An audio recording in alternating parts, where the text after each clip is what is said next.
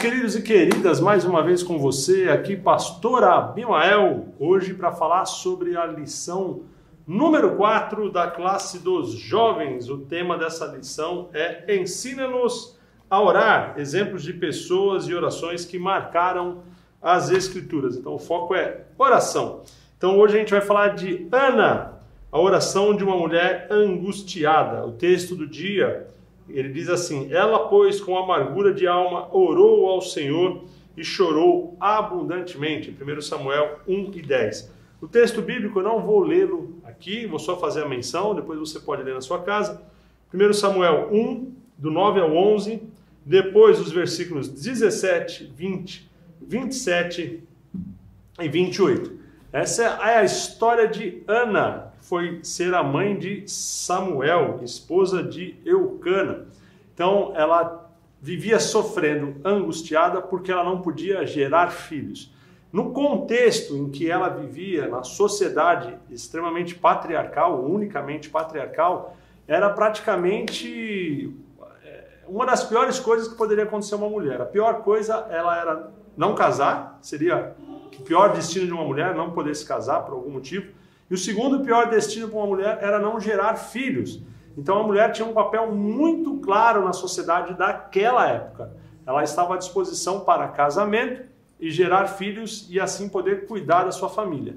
E também era consentido entre eles, era comum, fazia parte da cultura, onde um homem poderia ter mais de uma mulher. Então tinha uma mulher e uma serva. Para quê? Para que pudesse gerar filhos. Quanto mais filhos um homem tinha, tem aquele versículo na Bíblia que fala que filhos são como flechas na aljava de um valente. Então a aljava é o lugar onde você coloca a flecha e você sai para caçar carregando as flechas. Numa aljava cabiam até 10, 11 flechas. Então tinha-se um conceito em que uma família tinha que ser numerosa. Então era com o sentido que um homem tivesse mais de uma mulher para que ele pudesse ter mais filhos. Então Eucana, lembra disso? Ele faz parte da tribo de Levi, e Ana também, porque para que se chegasse ao sacerdócio, obrigatoriamente tinha que ser da tribo de Levi. Provavelmente ele era um levita, a Bíblia não dá detalhes a respeito dele, mas ele era da tribo de Levi. Então a sua responsabilidade era com o sacerdócio. Então ele teria filhos que ajudariam no sacerdócio, no serviço levítico, ou até mesmo sendo preparados e desenvolvidos para o sacerdócio, e futuramente ao sumo sacerdócio, fazendo parte ali da linha genealógica de Arão. Então isso era uma das obrigações que Deus tinha determinado. E essa família estava debaixo desse contexto.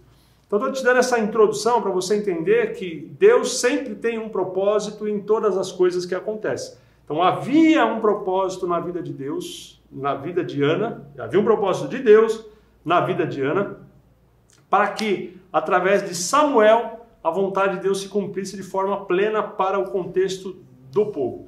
Então, resumindo, a gente vê que periodicamente eles iam até a tenda, né, até o tabernáculo, não havia o templo ainda, eles iam até o tabernáculo, e ali eles ficavam orando, clamando, fazendo o serviço sacerdotal, e ela, né, numa área à parte ali, ela estava orando, clamando, chorando, a ponto de Eli imaginar que ela estava bêbada, que ela estava embriagada logo pela manhã, porque a angústia era tão grande que ela balbuciava, ela movimentava os lábios, mas ela não conseguia mais falar. Então, quando Eli chega para conversar com ela, ela expõe para ele o que estava acontecendo, tá bom? Mas entendendo, né?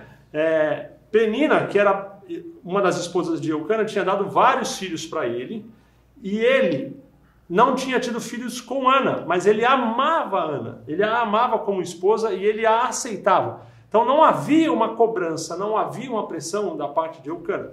Ana se sentia inferior, se sentia menosprezada, se sentia desprezada por não poder gerar filho. Em contrapartida, Penina a pisoteava, a provocava, a angustiava de todas as formas possíveis, se colocando numa posição de superioridade e a colocando numa posição de inferioridade. Por isso ela entra num momento de desespero e ela ora, ela chora, mas ela faz um voto. Esse é um detalhe que você precisa estar atento. Então, o que moveu o coração de Deus não foi simplesmente a oração desesperada, né? Desesperada de Ana. Outras pessoas também tiveram orações desesperadas e não foram atendidas. Depois eu vou te dar um exemplo. Mas Deus atentou para o propósito que Ana estabeleceu, né? Resumidamente, na sua angústia ela faz um voto. Se ela gerasse um filho, ela entregaria aquele filho para que servisse ao Senhor de forma integral. Ou seja, Deus, eu quero um filho, me dá um filho. Que pelo privilégio, eu vou poder ter o prazer de dizer ao meu marido, gerei um filho. E eles eram levitas. Então, qual seria o serviço obrigatório desse filho que fosse gerado? Servir no sacerdócio, ou como músico, como instrumentista, ou como sacerdote. Então, o filho que nascesse não teria, por exemplo, a ambição de ser um fazendeiro, de ser um construtor, de ser alguém de alguma outra profissão. Não, eles eram da tribo de Levi. Então, eles teriam que viver exclusivamente para o sacerdócio. Então, ela está dizendo o seguinte, Senhor, se eu gerar um filho, eu vou entregar ele exclusivamente para o sacerdócio, para que ele possa servir na tua casa desde a sua pequena infância.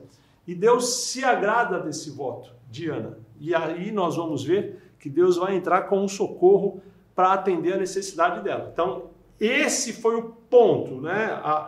De ignição para que esse milagre sobrenatural acontecesse. Depois que ela entrega Samuel, ela vai gerar outros filhos. Ela dá outros filhos para seu marido. Então, Deus não abre a madre de Ana só para gerar um filho. Abre a madre para que ela pudesse gerar outros filhos. Diferente, por exemplo, do que aconteceu com Sara. Sara gerou apenas um filho, que foi Isaac, para que se cumprisse a promessa. E o engraçado é que Sara não chorou, Sara não clamou. Ao contrário, Sara riu quando Deus disse que ela seria mãe e a vontade de Deus se cumpriu. Então lembre que a vontade de Deus é soberana. Ele tem um propósito em cada evento de nossas vidas.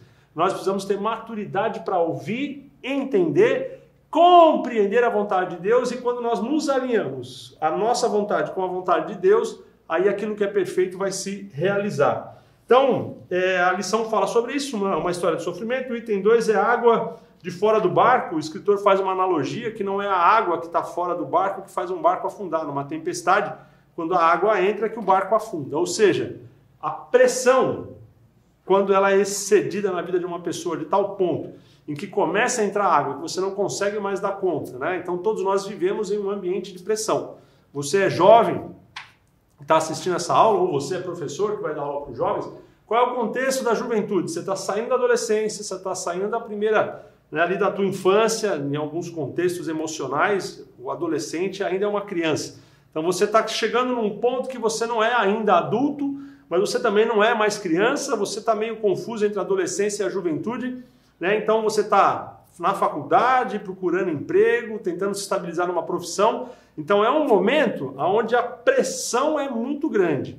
O que você não pode é deixar essa pressão entrar dentro de você e te dominar, senão as águas vão fazer o seu barco ir para baixo. O que a gente viu com Ana é que ela foi angustiada por Penina, foi pressionada a tal ponto que ela naufragou, vou dizer essa expressão, ela rompeu, ela não aguentou mais, ela entrou em desespero e ela faz um clamor, né, desesperado ali como último recurso. Então, em alguns contextos, a tua virada, a tua mudança de vida só vai acontecer depois desse ponto de quebradura, onde você vai olhar para você mesmo, reconhecer que teus valores, que teus propósitos, ou que as coisas que você tem colocado no teu coração não tem trazido muito significado, e quando você consegue abrir mão disso e pedir para que Deus te mostre de forma clara qual a vontade dele para a sua vida, só depois dessa transição é que você consegue verdadeiramente encontrar uma vida plena. Tem um exemplo interessante na Bíblia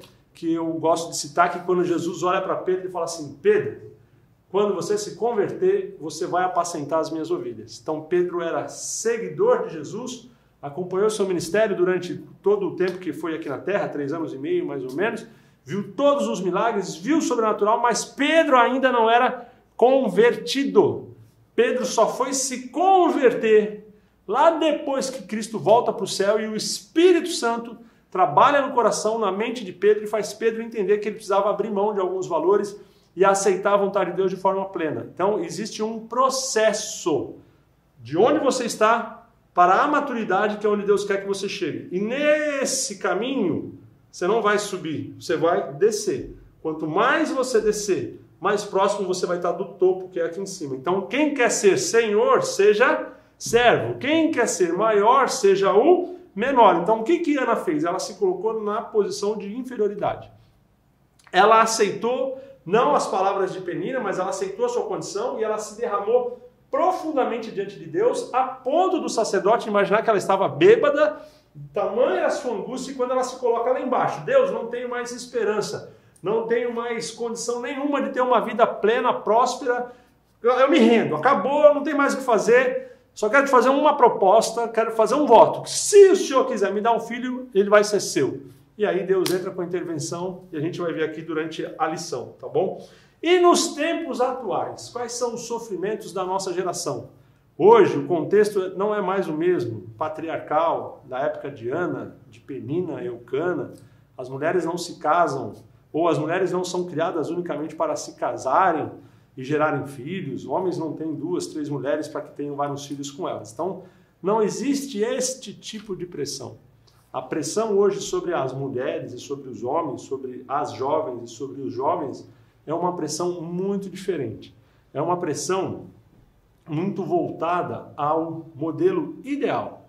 Então, o homem tem que se adequar a um modelo ideal e a mulher a um modelo ideal. Às vezes com relação à postura, conformação física, biotipo, ter só uma faculdade já não é suficiente, ter uma pós-graduação já não é suficiente, falar 2 idiomas, né, o seu nativo e mais um já não é suficiente. Então existe uma cobrança externa de que para que você seja perfeito, para que você tenha o melhor currículo, a melhor postura, né? Na juventude você está sendo cobrado de várias formas para poder se apresentar de uma maneira perfeita. Então a exigência hoje do mundo sobre a juventude é muito grande.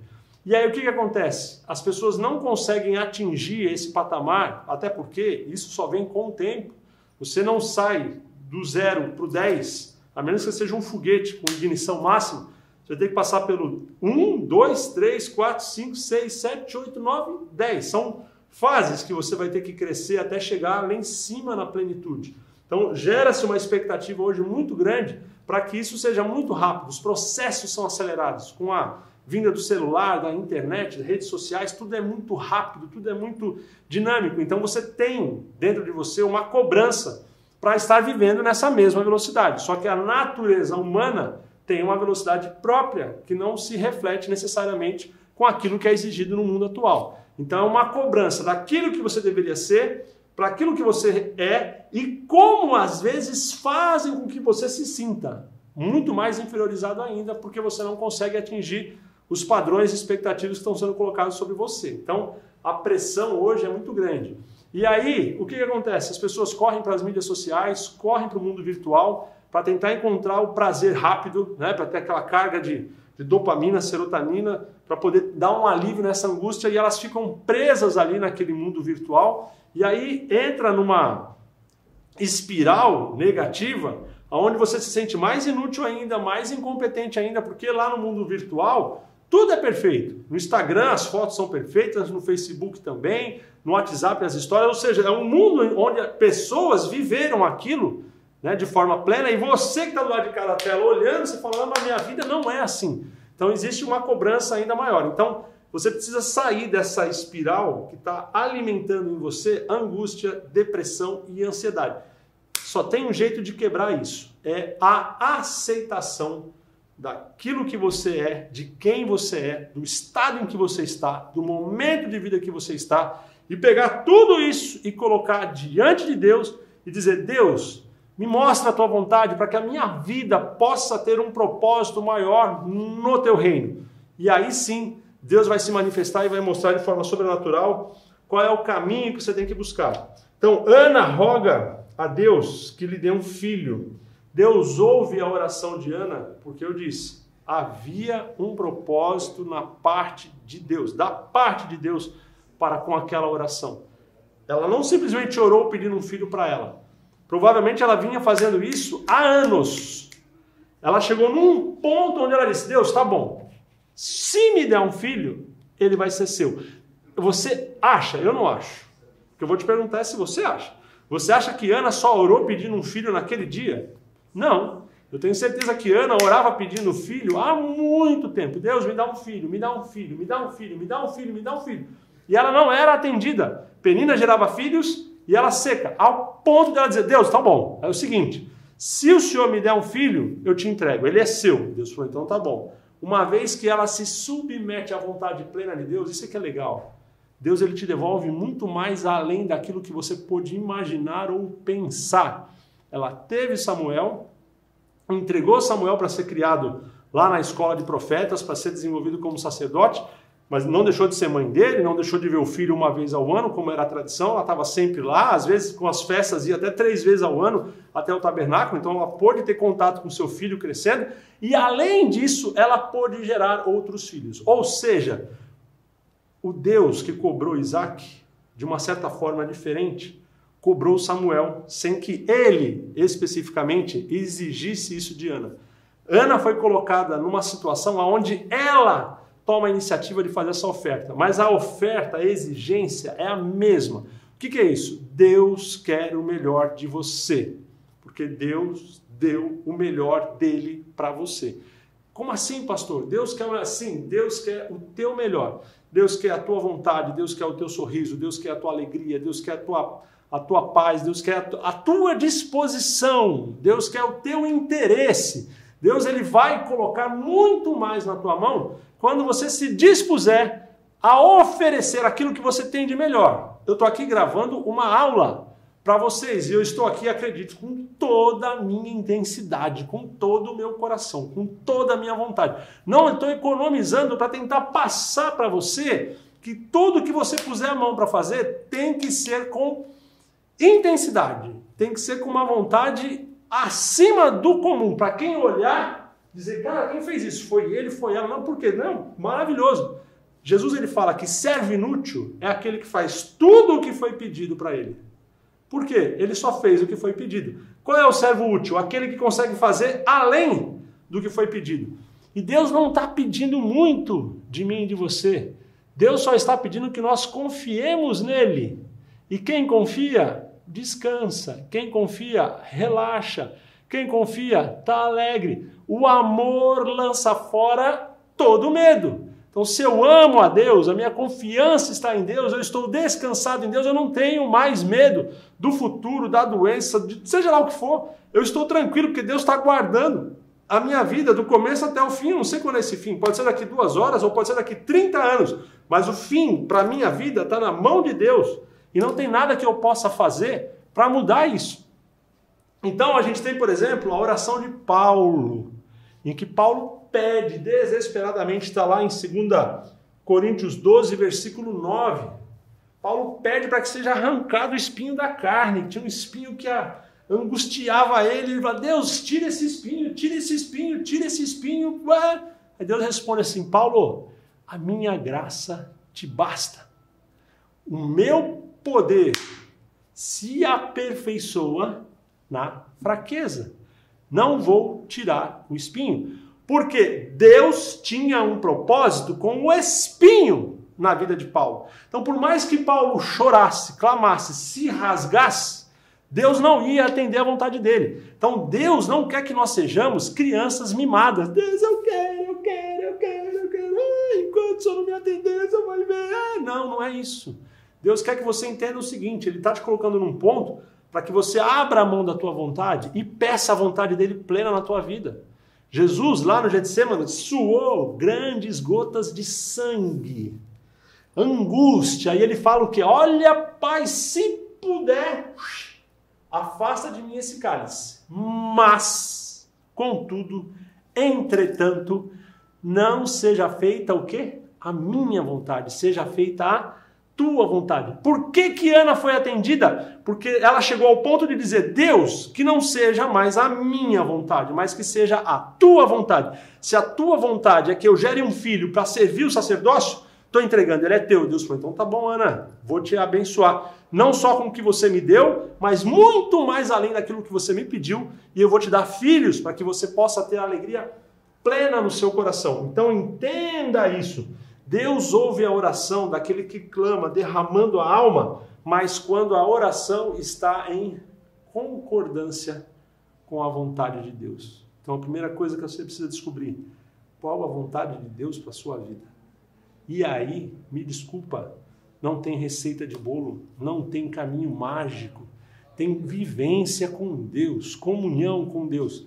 Através da palavra, Ele vai te revelar. Já te dei algumas dicas aqui, mas Ele vai te revelar qual é a vontade dEle específica para a sua vida. E aí, ela derramou a sua alma. A gente vê uma mulher que derramou um frasco de perfume sobre os pés de Jesus e o secou com seu cabelo e com suas lágrimas, e ela se derramou plenamente. E aquele frasco tinha um valor de dinheiro absurdo. Judas falou, olha, é muito dinheiro, isso poderia ter sido vendido e dado aos pobres. Ele queria o dinheiro para ele, não queria dar para pobre coisa nenhuma.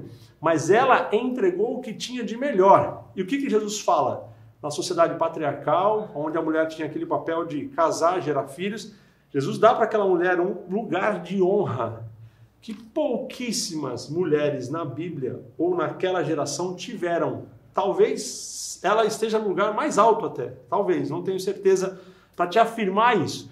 Mas Jesus ele fala o seguinte, olha, o que ela fez será lembrado, será marcado, será registrado para a sua memória, porque ela não fez para ela mesma, ela fez para mim, preparando o meu corpo. Então, aquele momento que para quem assistia de fora, naquele contexto, era uma mulher desqualificada, considerada prostituta, vulgar, né, uma mulher sem honra, como é que ela entra numa sala que só tinha homem, era proibido, como é que ela quebra um frasco de perfume, como é que ela enxuga os pés com o cabelo, ela fez tudo errado, todo mundo recriminou, e Jesus a colocou num lugar de exaltação e num lugar de honra. Aquilo que ela fez será lembrado, e o nome dela, né, ele está lá na Bíblia, eu não vou falar não, deixa isso é para uma outra aula. Mas ela está lá, é uma pessoa que fazia parte daquele contexto. Mas o que ela fez foi lembrado e marcado na história da humanidade até hoje, mais de 2000 anos depois. E depois que Deus entra com a resposta, qual foi a resposta? Através do sacerdote ele fala o seguinte, vai em paz, a tua oração foi atendida. Veja que o atendimento da oração foi imediato. Ela saiu dali com seu coração confortado, continuou tendo a sua intimidade com seu marido e na sequência ela engravidou e no tempo determinado ela gerou um filho. Então ela ficou feliz porque ela recebeu a resposta de Deus, vai em paz. Então uma vez que você estiver debaixo da vontade de Deus, eu te digo, vá em paz. Pode levar um tempo para aquilo que você pediu ser gerado e nascer na sua vida. Não sei que tempo é esse. Uma criança, 9 meses. Seja qual for o sonho, 10, 15, 5 anos, 20 anos, mas vai acontecer. José teve um sonho quando era criança, 2 sonhos. Sol, a lua e as estrelas se curvando, os feixes de trigo se curvando. Foram, por baixo, 20 anos para aquele sonho se tornar realidade. Mas aconteceu, de 20 a 30 anos. Porque Deus disse que aconteceria. Então, uma vez que Deus libera uma palavra sobre você, vai acontecer, fique em paz, receba essa palavra, guarda no seu coração e o tempo é dele. Então, a fidelidade de Ana. Ana poderia ter se arrependido depois de ter gerado filho, mas ela não fez isso. Samuel tinha 3 anos quando ela vai até Eli e entrega a criança para ser criada ali. Então ela desmamou, né? A expressão da época, ela desmamou aquela criança, ela já tinha uma certa independência, já falava, se comunicava, não tão bem, andava, tinha uma certa independência, então ela foi entregue ao sacerdote para que ele pudesse continuar junto com a sua família, não ele sozinho, ele tinha uma esposa, ele tinha filhos, e aquela família adotou aquela criança e educou aquela criança nos caminhos do Senhor, e aquela criança se torna o grande sacerdote, profeta e juiz da nação de Israel, que foi Samuel. Então Samuel teve um papel extremamente importante, tanto na questão do ministério de Davi e da instituição, até posso dizer assim, de Israel como nação. Samuel foi responsável por algumas das bases ali, de preparar, né, ele que faz a transição ali para Saul, para que Saul preparasse o povo para lutar contra os filisteus, organizasse o povo como nação ali, e Davi vem depois e dá continuidade àquele trabalho, estabelece a nação de Israel, e isso teve como consequência o templo, e lá na frente a vinda de Cristo, a libertação da humanidade. Então Samuel tem um papel importante na história de Cristo e na história da salvação da humanidade. E ele veio ao mundo gerado por uma mulher que não podia ter filhos e que somente gerou quando ela se entregou completamente aos pés do Senhor. E lá no final, Ana faz uma oração de alegria dizendo: o meu coração se exulta, né? Se alegra em Deus, porque Ele atendeu o desejo do meu coração. Pensa numa coisa aqui, numa última imagem para a gente finalizar essa aula, ela é bem rápida. Nós somos árvores frutíferas. Pelo fruto conhecereis a árvore. E árvore gera fruto para alimentar outros. A árvore não gera frutos para alimentar ela mesma. A árvore é alimentada pelos nutrientes que estão na terra, pela água que está na terra. E ela tem que fazer com que as suas raízes cresçam para buscar esses nutrientes e essa água. E uma vez que ela é alimentada, ela se fortalece e ela gera frutos. E esses frutos são tirados ou caem naturalmente da árvore e são usados como alimento para pessoas e para animais. Então a árvore nunca se alimenta de fruto. Então Deus te colocou nessa vida para você ser árvore, para você frutificar, para você crescer, se tornar forte, se tornar vistosa, vistoso, ser abundante em tudo. E os frutos que você gerar não são para você, são para os outros. Então, só finalizando essa ilustração, eu nasci em berço evangélico, filho de pastor, educado na igreja, fiz uma faculdade de teologia, me dedico ao meu trabalho profissional e à minha vida ministerial praticamente há muito tempo. Hoje eu tenho 45 anos de idade. E o que eu estou fazendo aqui? Eu estou entregando frutos que foram gerados na minha vida, através da minha experiência, através da minha vivência, para alimentar pessoas que estão vendo e assistindo, ouvindo esse material agora. Então, entenda que Deus tem coisas lindas para fazer na tua vida. Ele quer que você cresça, Ele quer que você frutifique, Ele quer que você seja árvore. Ele tem propósito nisso, para que quando isso acontecer, você poder alimentar os outros que estão padecendo de necessidades por aí. Então não tenha simplesmente o desejo e o propósito de crescer para ser alimentado. Ao contrário, cresça para poder alimentar. E aí o jardineiro vai estar sempre cuidando de você para que você frutifique cada vez mais, tá bom? Então que o exemplo de Ana possa ser marcado na sua vida e que a oração de derramamento, de entrega, de dedicação, de propósito, como Ana fez. Tá bom, Deus, está aqui, ó, eu entrego, seja feita a tua vontade, né? Se eu gerar um filho, ele é seu, não vai ser meu, não, estou te dando.